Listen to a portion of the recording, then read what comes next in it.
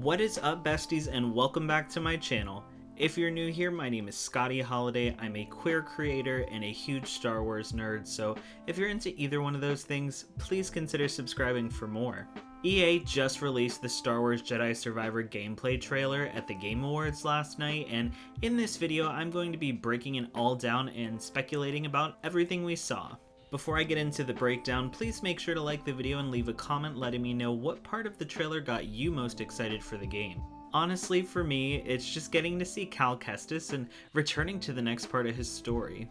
So, Star Wars Jedi Survivor is set to release on March 17, 2023 for next-gen consoles and PC, and the game is currently available for pre-order with the option of a standard and deluxe edition. Each edition comes with specific cosmetics for Cal and BD1 and blaster sets. I ended up getting the deluxe edition because I'm a brat.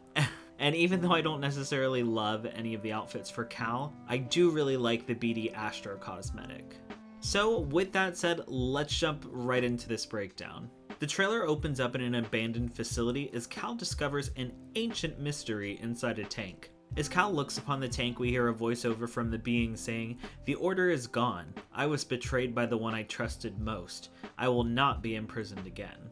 I don't blame Cal for looking though, because the person inside the tank is totally hot, and from here, we get our first good look at them outside of the tank as well. I'm not sure what species they're supposed to be, but they have gray skin, white hair, and piercing blue eyes. And this one is missing its right arm. I wonder if they could be the same species as Jedi Master and Fila from the Darth Vader comic series, or maybe part of the Chani race. Either way, I'll talk more about our mystery character later on. For now, I want to talk about this mysterious abandoned facility itself because I think we actually see a bit more of it throughout the trailer.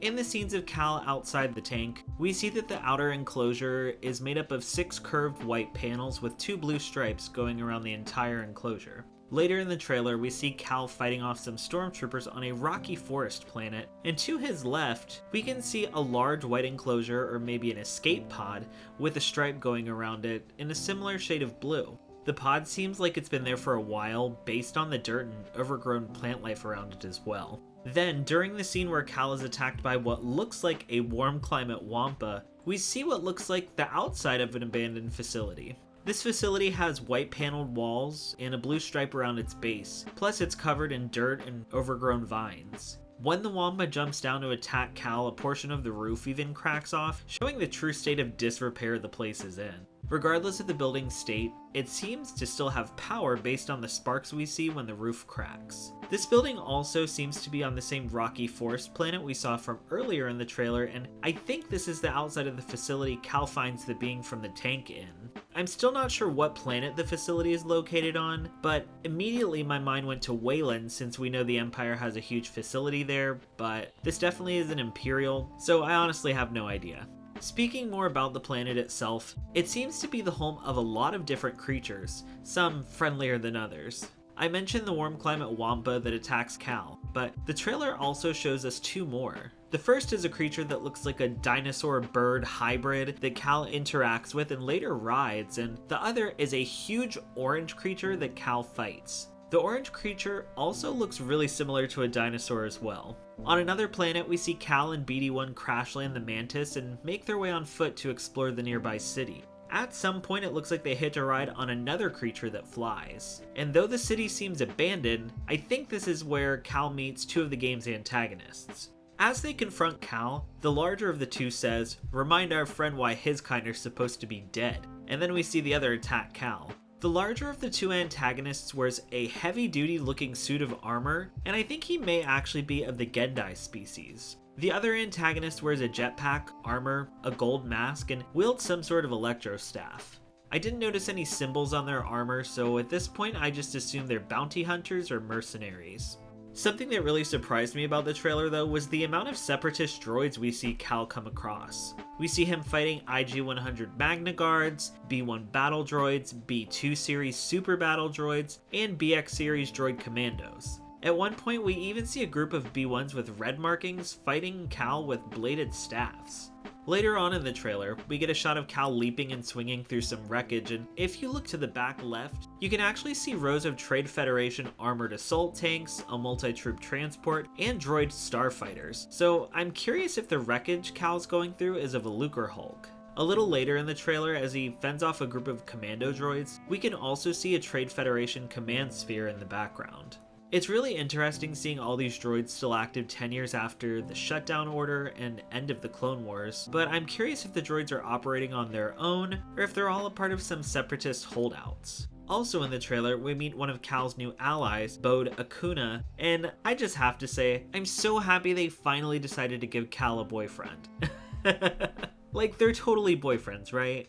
But based on the city skyline and neon in the background of these scenes, I think Cal and Bode may be on Coruscant. We know based off the teaser trailer from earlier this year, at some point, an Imperial senator gets their hands on Cal's lightsaber, so it would make sense for Cal to try and track him down, no matter the cost. There's another scene of Cal taking on an Imperial patrol transport with a similar cityscape in the background, and we know these vehicles were best suited for policing planet-wide cities, so it would make sense for this planet to be Coruscant. We also see Cal and Bode fighting a stormtrooper together on what looks like a different planet than the one before, and like, that little back roll tag team move they did, that was hella gay. No, but really, I'm so here for them to be boyfriends, honestly. Also, I noticed Bode gets pretty high in the air during the attack, and I'm curious if he could be force sensitive. Our other new character, the mysterious gray person from the tank, shows up again a little later in the trailer, but this time he's accompanied by the Gendai Cal encountered earlier. We hear the Gendai saying, "The Jedi is a threat," but the gray person responds, "Not now that we have this," while holding some sort of powerful device, as it's described on StarWars.com. The device has gold accents and gold circular shapes on it, and now that I think about it, we see a lot of gold circles throughout the trailer. Coincidentally, the gray person is wearing golden robes in this scene as well. I know a lot of people are thinking High Republic, and the robes definitely fit the vibe for sure, but I think there's something going on with all these gold circles. It's a lot of gold. In the teaser trailer, we see Cal fight a mysterious figure in a black cloak with one arm, wielding a red lightsaber. Now, I assume this was the same character from inside the tank, but now I'm honestly not so sure. Cal also duels another masked figure wielding an orange lightsaber in the trailer, but this character has both arms, so I really have no idea who it could be. Looking at the orange lightsaber, it looks nearly identical to Cal's, with the only difference I noticed being two fixtures attached at the switch. Later in the trailer, we see a shot of Cal igniting his lightsaber, which now has a crossguard, and if you look at the hilt itself, there are two fixtures that come straight out from the switch to protect Cal from the crossguard blades. These fixtures look exactly the same as the ones from the orange lightsaber hilt, so there's definitely something more going on between Cal and the masked orange lightsaber wielding person. Wouldn't it be crazy if this person ended up being Bode and the scene of them dueling was just a training session? If Cal were training him, that would make a lot of sense as to why their hilts are nearly identical. But what do y'all think about that? Do you think this could actually be a training duel? Let me know down in the comments below. Despite all the new characters featured in the trailer, we do get a little update with the familiar as well. Cere Junda makes an appearance, telling Cal in a voiceover, "I hear you've been busy making yourself the Empire's most wanted." In an interview with StarWars.com, Monaghan teased that though Cere's not Cal's formal master, she is his mentor, but they have different ideas of how to deal with the Empire. He says, in the first game it was about finding family and what it means to create a family. With this story, a lot of it has to do with what happens when there's stress on a family. Cere's also sporting a new look with the shaved head and arm tattoos, though to be honest, I think she looks more like a Jedi now than she did before, and maybe that's the point. I really love the new look for her character. In their scene, it seems like she may have a part of the Jedi archives or just be archiving Jedi knowledge and history in general. This would make sense since last we knew they were trying to rebuild the Order in some fashion. There's also an attendant with Cere who just happens to have gray skin as well, but we're unable to see their face. Unfortunately, the other members of the Mantis crew are nowhere to be found in this trailer.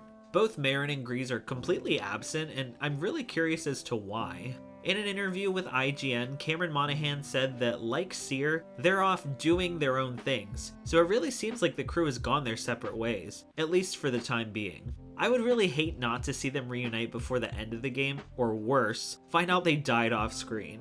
Hopefully Jedi Battle Scars will provide us some more information on what happened between the 4 of them. Now, of course, I can't finish talking about this trailer without mentioning the Empire. At this point in the timeline, Cal is very well versed in fighting stormtroopers. However, the trailer shows him going up against a new enemy, the DT series Sentry Droid.